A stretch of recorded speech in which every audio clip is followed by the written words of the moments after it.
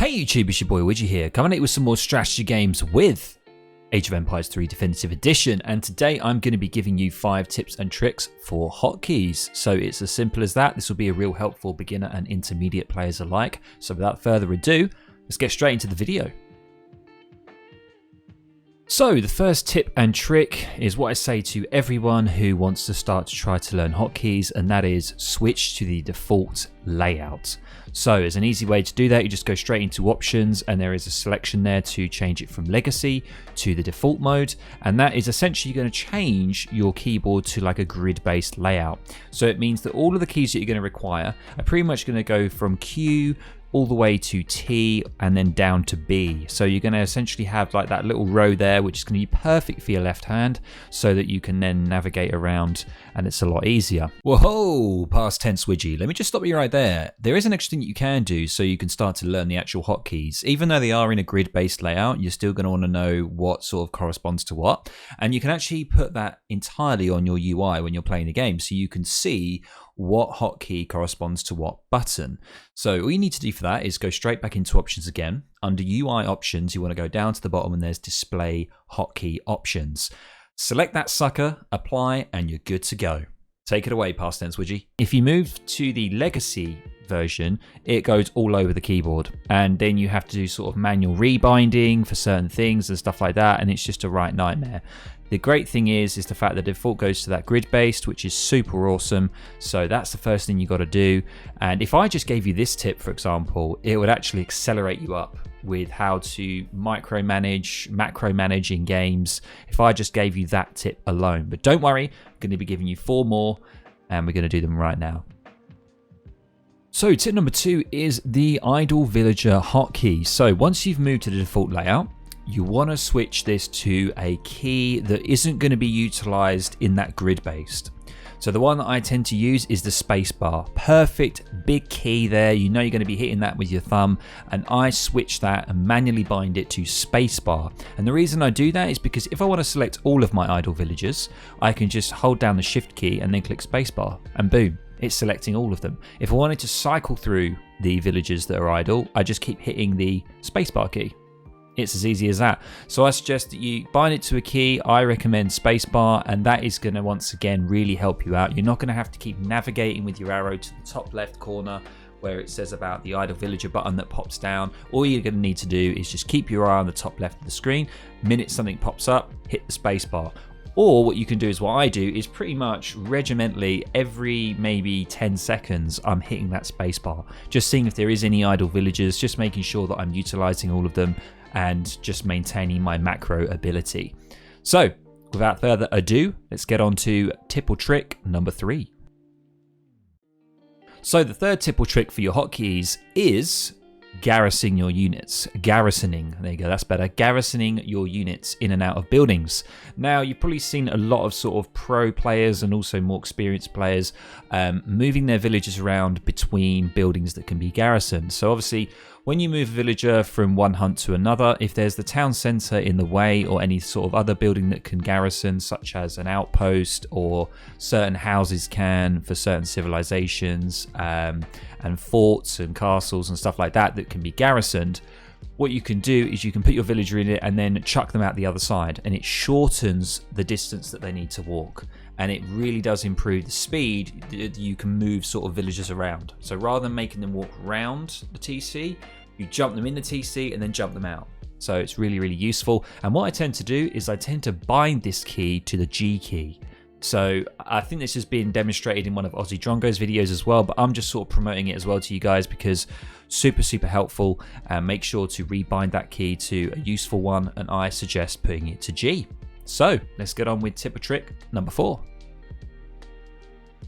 So the fourth tip or trick is selecting units, or selecting a type of unit and then having a delete hotkey as well. So what I suggest you do for this is you bind it to your mouse. If your mouse has 2 extra keys, usually on the side, and you can use, I suggest that you bind it to that, or you can use any key on your keyboard. But there's 2 sort of keys that you're going to want to rebind. One is select all of that same type of unit, and the second one is delete the selected stuff. So this is really, really good if you want to try and do pillarless walls, which is a video that I haven't covered, but by all means you can go check it out on YouTube, how to do pillarless walls.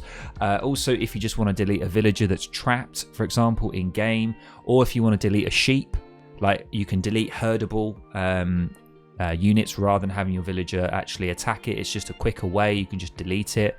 If you want to delete a building that you've accidentally put down and you don't want to build it, you can quickly just click it and then use one of the side buttons to delete. So I suggest, for example, it's up to you, but what I tend to have is my top button on my mouse is the select all type and my bottom is the delete. So that's like normally like mouse number 4 and 5 normally, because you'll have your left click, right click, and you'll have your mouse wheel click. So the 4th and 5th will most likely be those 2 buttons. So I suggest you give that a go. It doesn't have to be bound to that. I just sort of recommend it. And yeah, have fun with that. And that will just make deleting stuff a lot easier. You don't have to go and try and find a delete button or whatever. And it just saves a hell of a lot of time. Anyway, let's get on with the final tip, tip number 5.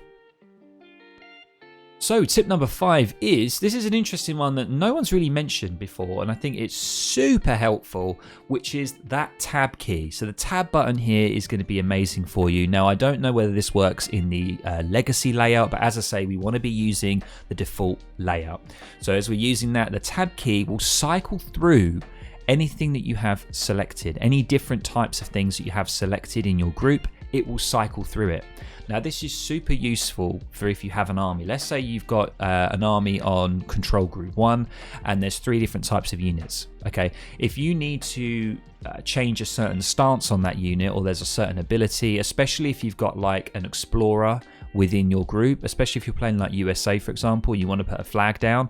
If your general isn't selected when you've got all of your units selected, you could just hit the tab button and it will cycle through the different types of units. So you can change certain stances and stuff like that. Also for building aspects as well. If you're the sort of person that wants to group different types of military buildings, you can just use the tab button and it can cycle through those different types of buildings. So like if you just wanted to sort of train just your infantry unit and then you wanted to cycle onto a stable, you just hit that tab key and it will do it all for you. And that does it for absolutely anything that you've got selected.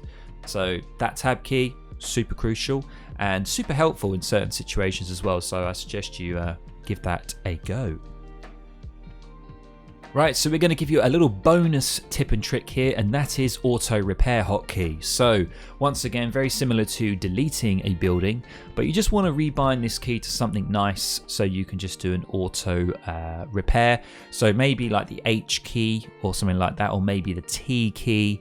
Some sort of key that you want to be able to just click that auto repair rather than having to navigate to the actual, like the little small button and clicking repair. If you do want to hotkey it, then it's available to you. That's sort of like, that's not like a must. That's not like a super, like really, really helpful tip.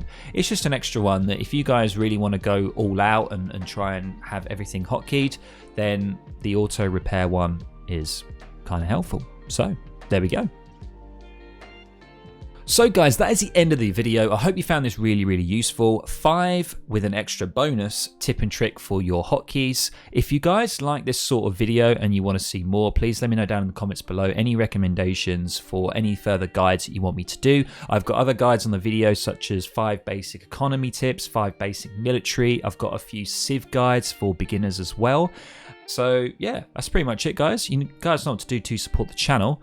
You can catch me streaming on Twitch at Widgie1, and as I mentioned before in another video, currently got about 84-85% of you guys that are not subscribed to the channel. So if you found this really useful, hit your boy up with a subscribe and obviously that jingly little bell. Click that if you wish, and I will see you in the next video or the next stream. Catch you guys later.